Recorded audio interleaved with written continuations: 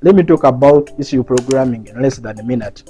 First, an ECU is the electronic control unit, which is like the computer of the car, and this computer basically decides almost everything that the car does, from fuel injection, moving, powering electronics, and so on. So car manufacturers incorporate what we call maps onto these ECUs, and these maps basically are like tables or figures that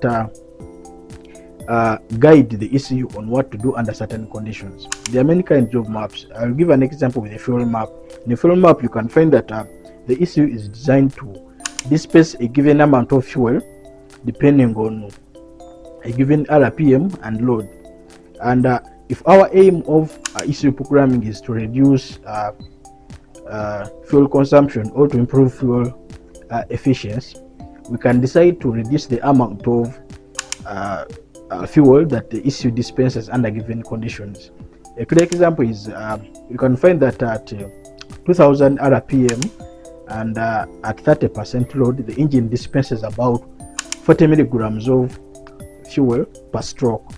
So for us, we can say that let us alter this value to 38 or 37 depending, and this should be maybe at idle, because at idle the engine doesn't need more fuel, and because it doesn't need a lot of power.